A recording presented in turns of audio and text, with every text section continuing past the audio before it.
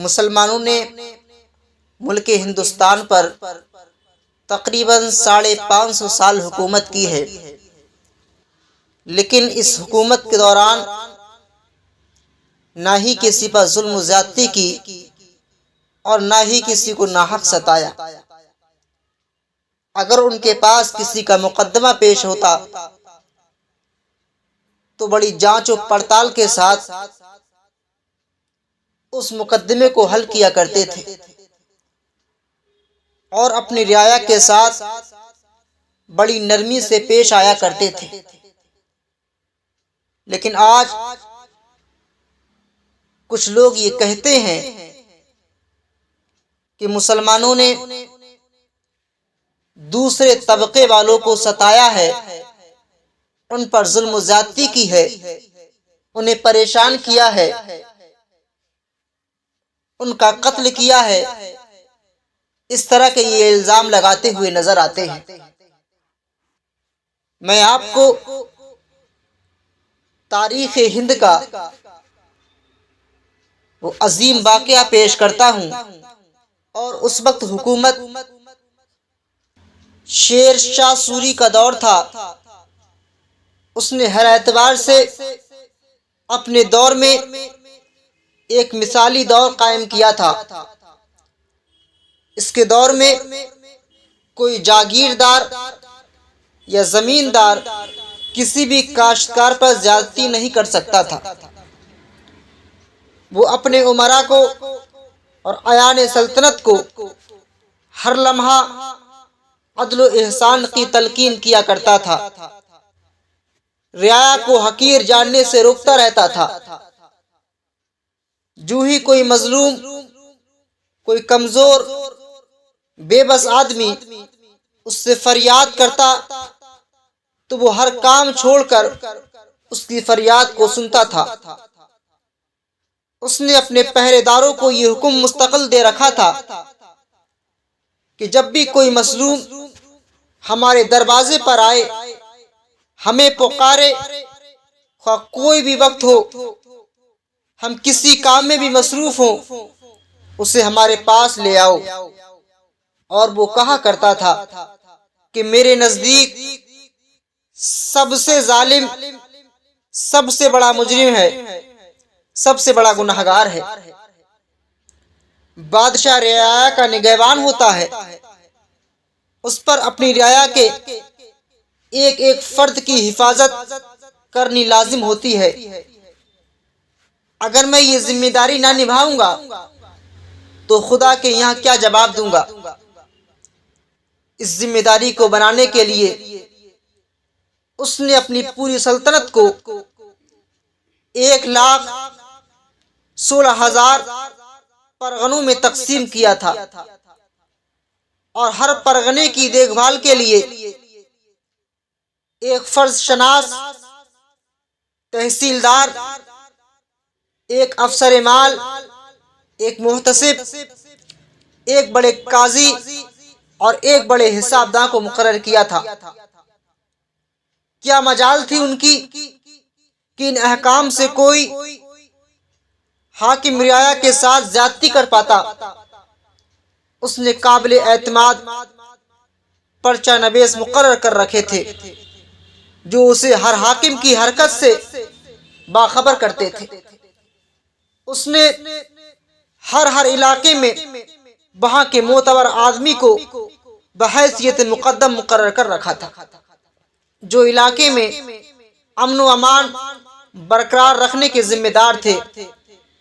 اگر کسی جگہ قتل ہو جاتا یا ڈاکہ پڑ جاتا تو قاتلوں اور ڈاکوؤں کا سراغ لگانا ان کی ذمہ داری تھی۔ اس سختی اور انتظام نے ملک سے قتل و رہزنی کا نام و نشان مٹا دیا تھا۔ لوگ چین اور اطمینان سے زندگی گزارنے لگے تھے۔ شیر شاہ سوری کے سامنے ایک قتل کا مقدمہ پیش ہوا جس میں قاتل کا سراغ نہیں مل رہا تھا۔ یہ قتل کس علاقے میں ہوا تھا؟ سوری نے مقدمے کی سماعت کی۔ اس نے وہاں کے تحصیلدار کو حکم بھیجا کہ جس علاقے میں قتل ہوا ہے اس کے آس پاس واقع کسی درخت کو 2 آدمی بھیج کر کٹوائیں، اور جو سرکاری عامل اس درخت کو کاٹنے کی اطلاع پا کر انہیں پکڑ کر ہمارے پاس بھیج دو۔ تحصیلدار نے شاہی فرمان کے مطابق 2 آدمی درخت کاٹنے کے لیے موقع واردات پر بھیج دیے۔ وہ ابھی درخت کاٹ ہی رہے تھے کہ علاقے کے مقدموں اور معتبروں نے انہیں وہیں پر موقع پر پکڑ لیا۔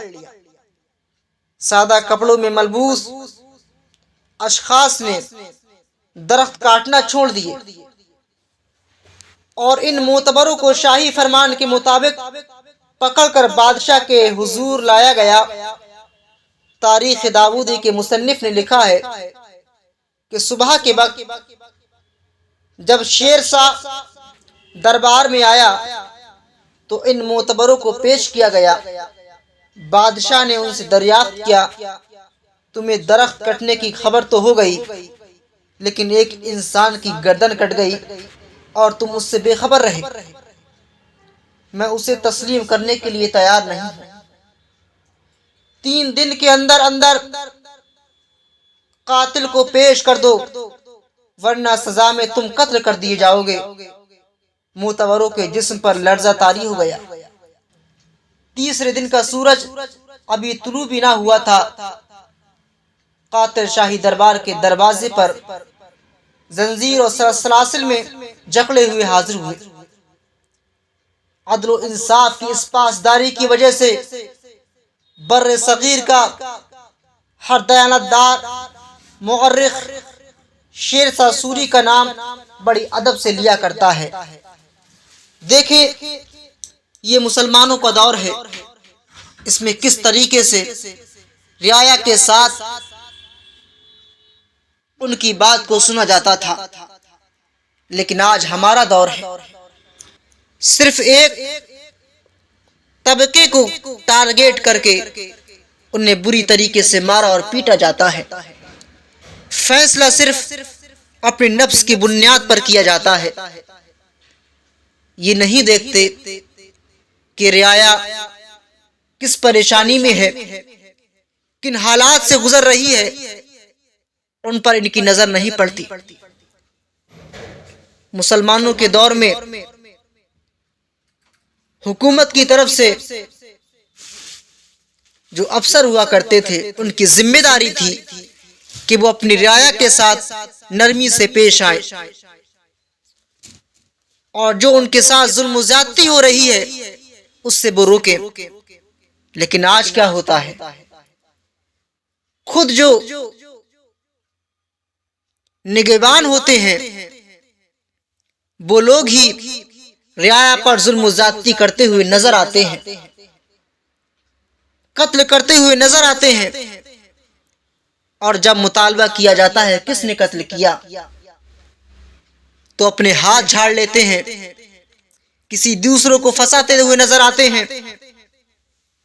آج وہ لوگ جو کہتے ہیں کہ مسلمانوں نے حکومت کی اور اس میں دوسرے لوگوں کو ستایا گیا، وہ شیر شاہ سوری کا واقعہ دیکھ لے، ان کا دور دیکھ لے، کس طریقے سے رعایا کے ساتھ نرمی سے پیش آیا کرتے تھے۔